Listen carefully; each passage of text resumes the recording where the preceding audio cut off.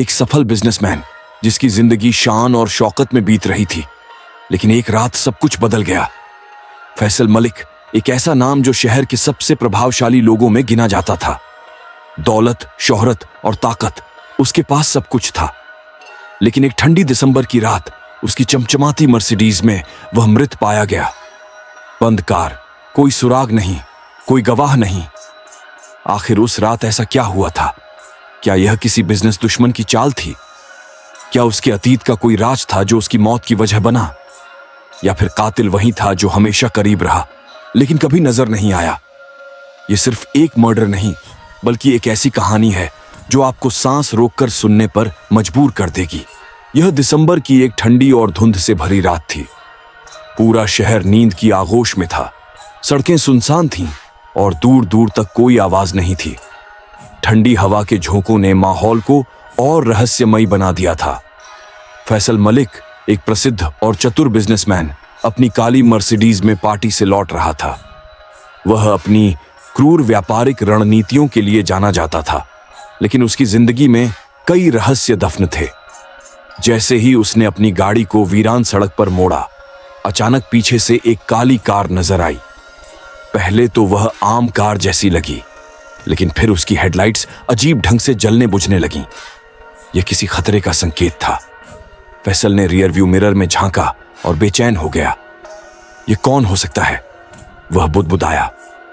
उसने गाड़ी की रफ्तार तेज कर दी, लेकिन पीछे वाली गाड़ी भी उसी तेजी से उसके करीब आ रही थी।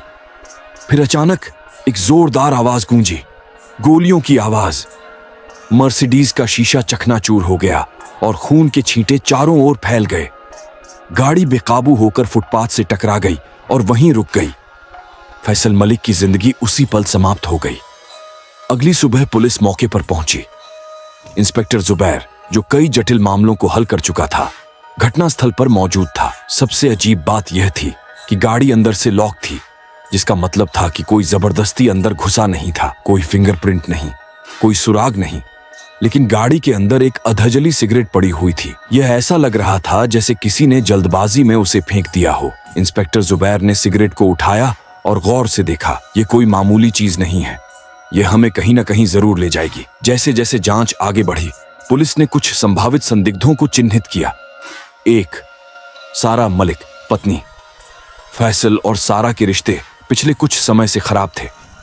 क्या यह हत्या किसी घरेलू विवाद का नतीजा थी? दो, हसन जाफरी, व्यापारिक साझेदार। दोनों के बीच व्यापार को लेकर गंभीर मतभेद हुए थे। क्या यह व्यावसायिक दुश्मनी का परिणाम था? तीन, ताहिर नजीर, पुराना दोस्त। एक समय में वे बहुत अच्छे दोस्त थे, लेकिन फिर उनके बीच एक बड़ी लड़ाई हुई थी। क्या ताहिर ने बदला लिया? इंस्पेक्टर जुबैर ने सभी से पूछताछ की, लेकिन कोई ठोस सबूत हाथ नहीं लगा। मामला उलझता जा रहा था। कई हफ्ते बीत गए, लेकिन केस हल नहीं हुआ। पुलिस के पास कोई गवाह नहीं था, कोई ठोस प्रमाण नहीं था और हत्यारे का कोई अता पता नहीं था। ऐसा लगने लगा था जैसे यह हत्या का मामला कभी हल नहीं हो पाएगा। लेकिन फिर अचानक एक ऐसा सबूत मिला जिसने सब कुछ बदल कर रख दिया। यह केस 10 साल तक एक पहेली बना रहा, लेकिन 2023 में जब पुलिस एक अन्य अपराध की जांच कर रही थी, उन्हें हत्या की रात की एक संदिग्ध कॉल रिकॉर्डिंग मिली। रिकॉर्डिंग में एक व्यक्ति धीमी आवाज में किसी से बात कर रहा था। काम हो गया है, गाड़ी लॉक कर दी है, कोई सबूत नहीं छोड़ा। इंस्पेक्टर जुबैर यह सुनते ही चौकन्ना हो गया। पुलिस ने नंबर का पता लगाया और पाया कि यह नंबर ताहिर नजीर गेस का था। पुलिस ने ताहिर नजीर को गिरफ्तार कर लिया। कड़ी पूछताछ के बाद उसने कबूल कर लिया कि वही फैसल मलिक का असली हत्यारा था। उसने बताया कि वह और फैसल एक अवैध व्यापार में शामिल थे।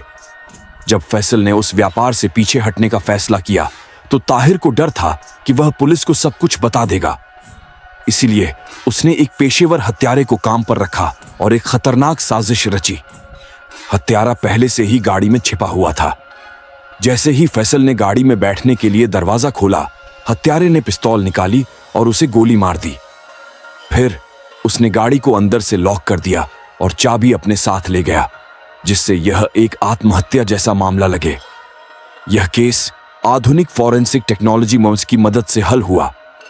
डीएनए परीक्षण के जरिए पुलिस को सिगरेट के टुकड़े पर ताहिर नजीर के डीएनए के निशान मिले। इस अकाट्य प्रमाण ने हत्यारे का राज खोल दिया। जांच आगे बढ़ी तो पता चला कि ताहिर ने कई और लोगों को इस साजिश में शामिल किया था। उसने एक जाल बुना था ताकि वह पकड़ में ना आए, लेकिन विज्ञान और न्याय की ताकत ने उसे बेनकाब कर दिया। कोर्ट में मुकदमा चला। सारे सबूत ताहिर के खिलाफ थे। ताहिर ने खुद को निर्दोष साबित करने की कोशिश की, लेकिन आखिरकार उसे आजीवन कारावास में उसकी सजा सुनाई गई।